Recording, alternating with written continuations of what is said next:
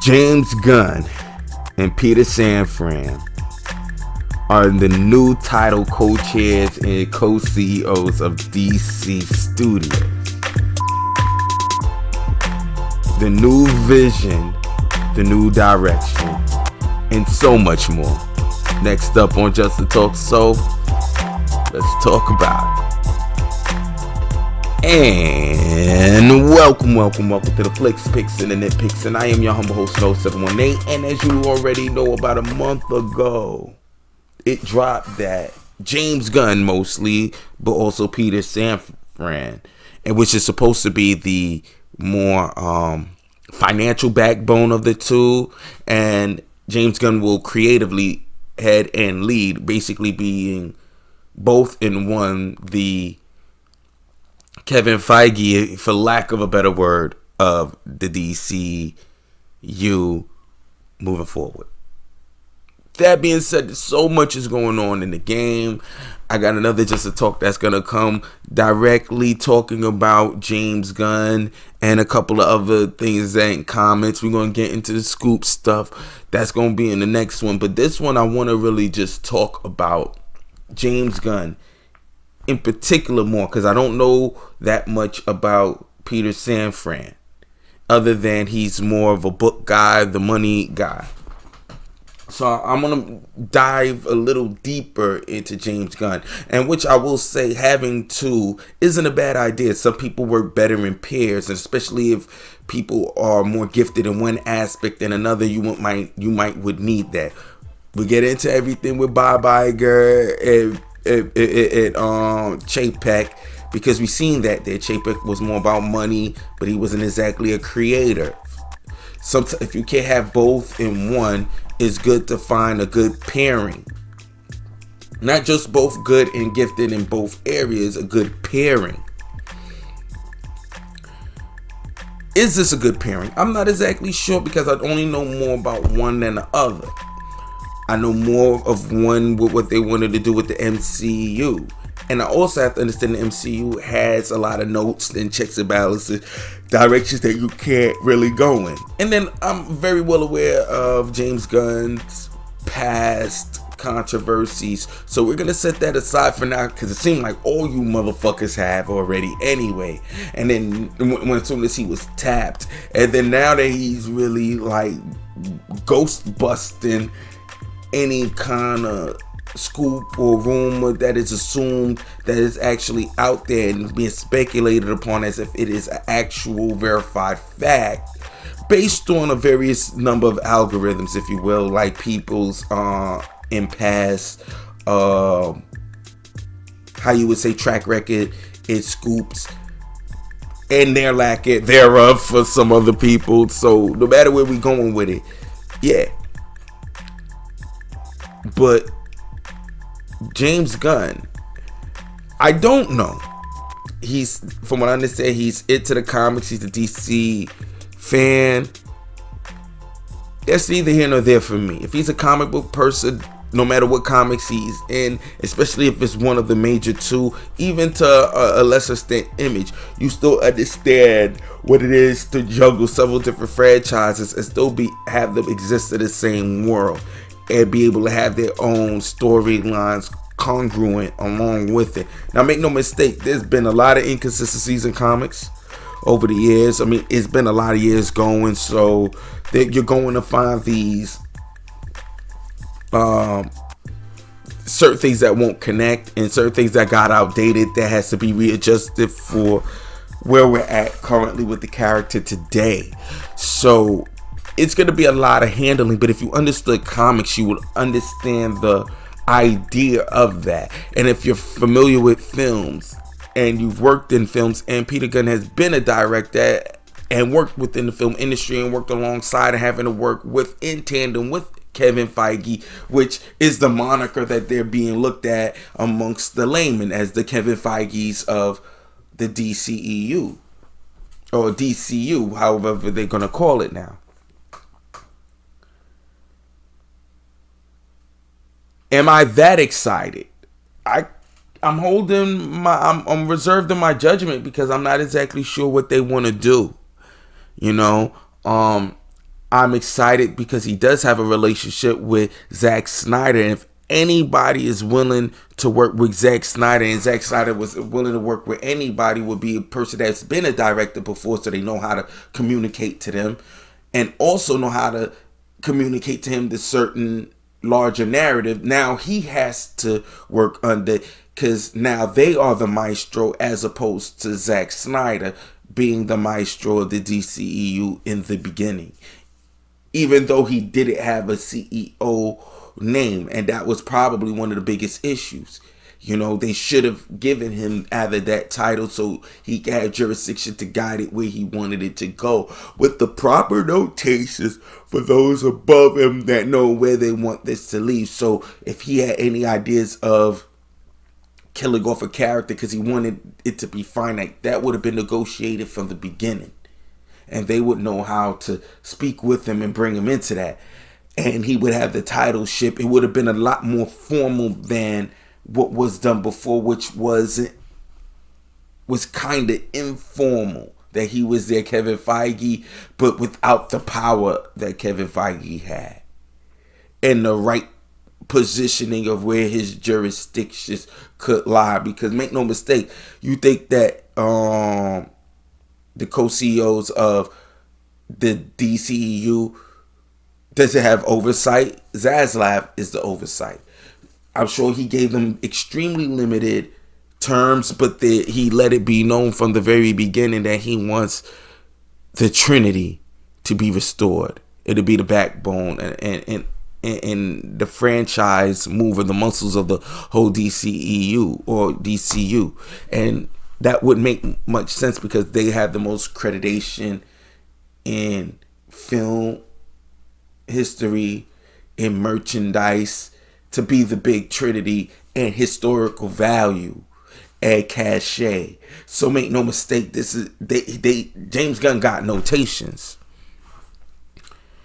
But the excitement isn't there for me just yet, outside of his relationship with Zack Snyder, which kind of allows me to believe that he would want to, in order to keep this connected, he would still want to tap into what Zack Snyder built, as opposed to do this big heel turn around. If you're going to still play with the characters that he already began and set their journey on, they'd still have to pass through the filter of what he was aiming for is set up and come out on the other side of the new direction of where the DCU is going.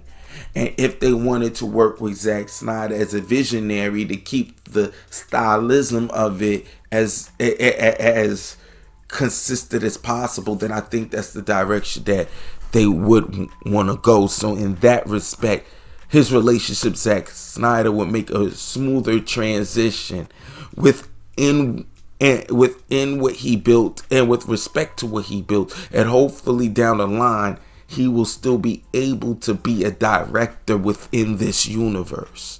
And I will hope so moving forward. But that's me in my fifis, if you will. So I'm going to keep it 100% in a full band with y'all that, you know, we got to keep what we want separate from what is presented to us, so we can at least be proper orators of information and how we feel about it with respect to what we're actually talking about that exists, as opposed to what we would want to exist. And I find that to be a big issue within the fandom right now. But needless to say, it was a big shocker for everyone when it came out. I mean, if I may just even dive deep into the Hollywood Reporter and just read to you the opening, because this was actually written October 2nd, 2020, 1:15 p.m. by Boris Kitt and Aaron Couch. And just to go into it, it's the heresy, the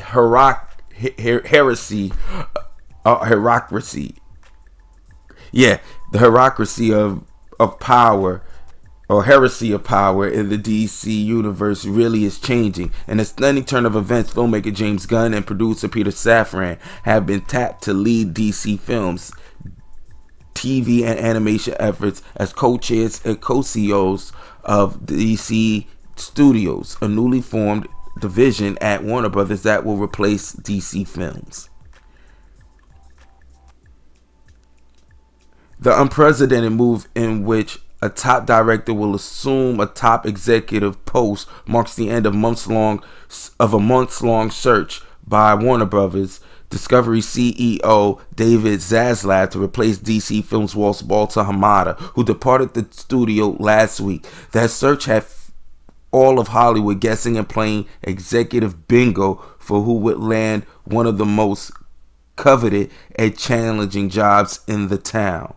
In recent weeks, Gunn and Safran were spotted on the Warner Brothers lot meeting with Warner's film co-chair Michael DeLuca about future projects, and according to studios, the initial overture of Safran and Gunn came from DeLuca over the summer, even as the studio was in shaky talks with producer Dan Lin to take the job, which I was aware of about the Dan Lin thing.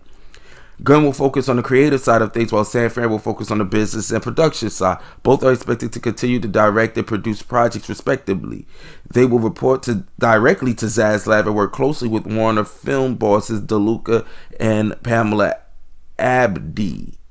Sources say the deal runs for 4 years and Gunn will be exclusive to DC. The goal is for them not to just be producers, but to truly function as executives, even as Gunn will occasionally hone a movie. Now, I'm not going to get too deep into the article. I may dive a little deeper into it, but this has already happened, so I feel like this is kind of like something we've already kind of treaded out there in the ether. And I just sat back to really gain a better perspective of what the fandom was feeling at the time. And now that I see, it seems interesting, and we're going to talk a whole lot about where the fandom is going and my trepidations and my response to all the shit that's going on the side, because I know what's going on, but I want to focus more on, in this broadcast, if you will, the possibilities. Now, I haven't watched I've seen the Suicide Squad. I thought it was cool. I enjoyed it for what it is. It was very cartoony to me, but I wasn't as impressed as everyone else was. And this is not an insult to his storytelling. It was just a vast turnaround from what the DCEU began as, being less comedical, something that you will really want to take these characters serious about. You know what I mean? You want to be serious with them on. So we go into the series Peacemaker. I'm hearing Peacemaker is getting great reviews, and I haven't seen it yet. I plan on watching it, and maybe that will change my mind, because a Suicide Squad movie was not impressive to me. It was to be with just one rated R cartoon, which wasn't a bad thing. I'd enjoy it, but it was a big tonal shift, and it was hard to take it real serious, if you will.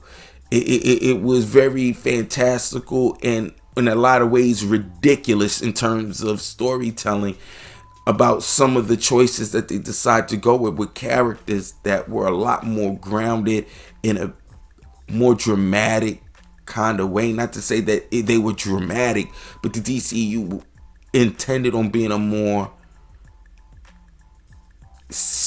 of a serious, grounded take if these characters did exist in the real world, and where can we go with them, and how could we challenge them with real world lifestyle. This was something that they wanted to take more the way of fantastical while being rated R, and in doing so they made certain judgment calls in that film that make no sense. Like, why would a guy want to marry, this is one thing I always talk about, why would you want to marry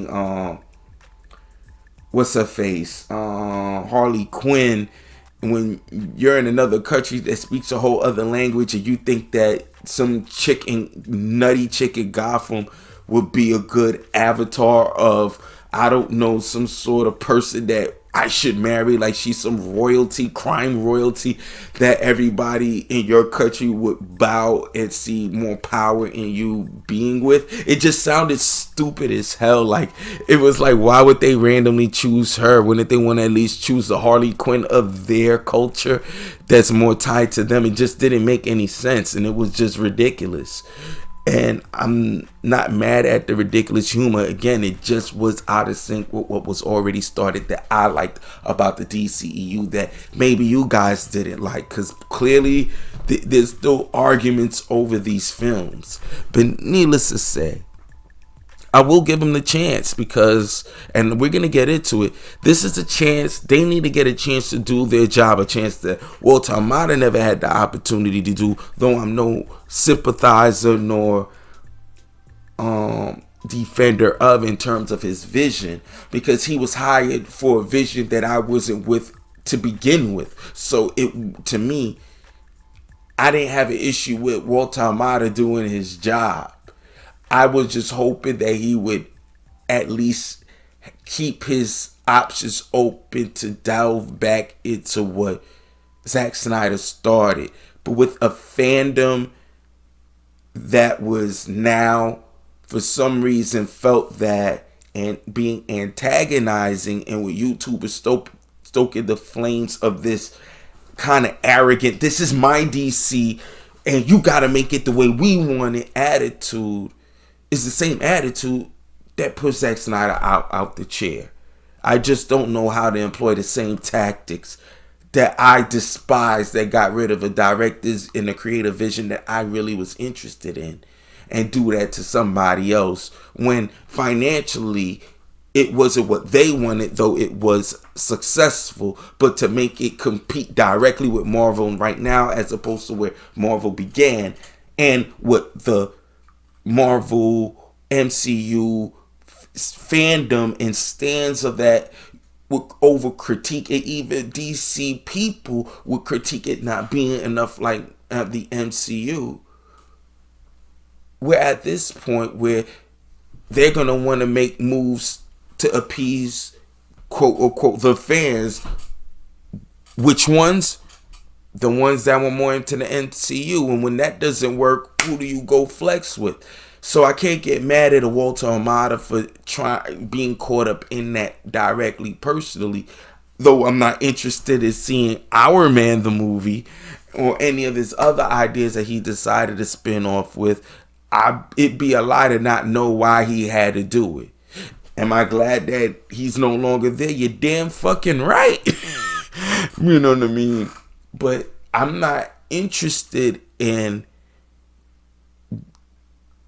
Walter Hamada-ing out James Gunn, because then that only creates James Gunn to be more inclined to move completely directly away from this universe that everyone else claims that they are down for. Restore the Snyderverse. And putting it all on Snyder's name, making Snyder look bad, and almost validating that Rolling Stone, if I'm not mistaken, article that was really nothing but a hit piece against Zack Snyder. And the fandom that truly brought his vision to light when it came to the Snyder Cut, the new people in the vehicle seem to want to turn it into something else. And I don't think this is the appropriate strategy to get what we want, which, if we all want Zack Snyder to come back, I don't think by badgering and knocking down James Gunn and running campaigns like that are the appropriate responses.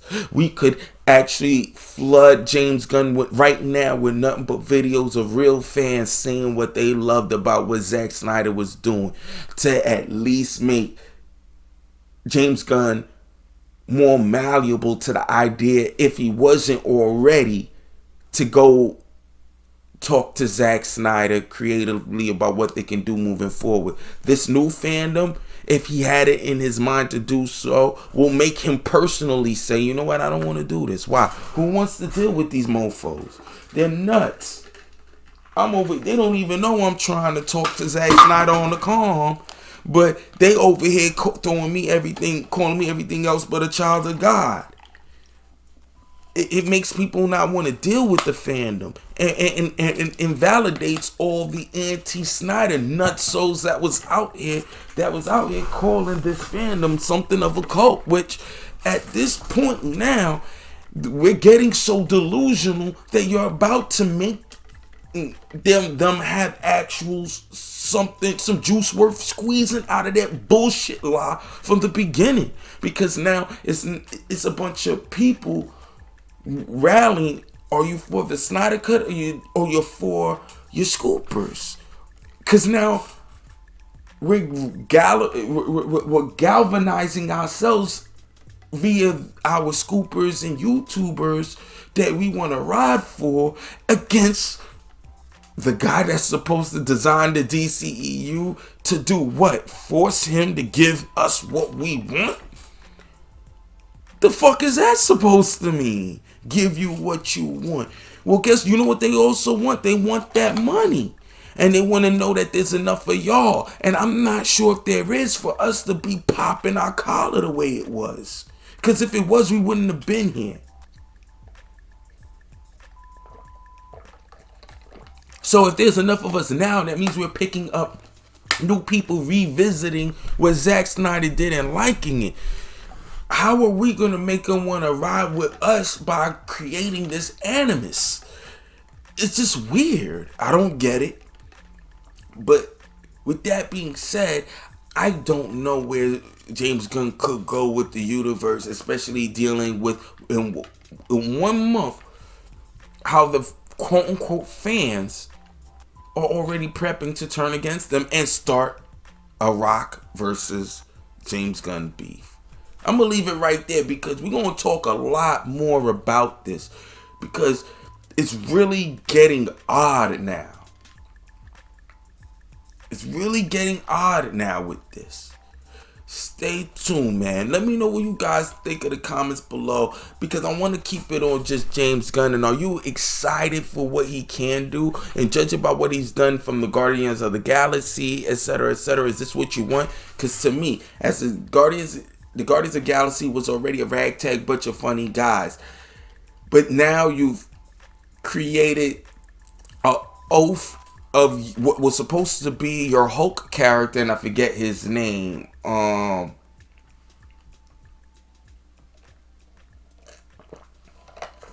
wrestler plays him. I'm so mad. I'm forgetting his name right now. Drax, and now Drax is a big oaf comedic character. I just don't want these things to happen with more serious, more dramatic, more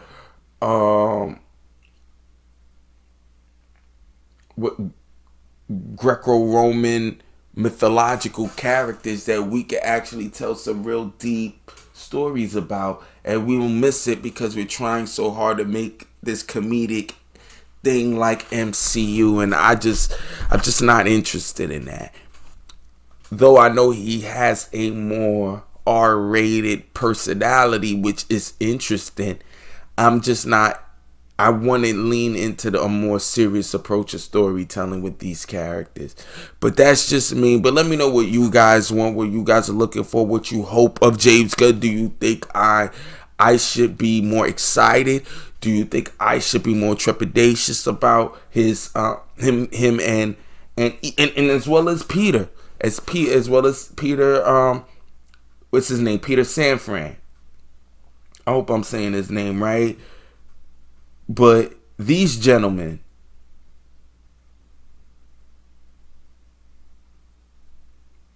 Yeah, Safran. Oh, that's Safran. Safran. Are you guys out here, because he's part of it too, are you excited for either or of these guys, and what should I know about them to keep me excited or very trepidatious and cautious? Let me know in the comments below. And as always, you already know what to do. Like, share, subscribe. See you next time. And as always, I have a better outro. Chill.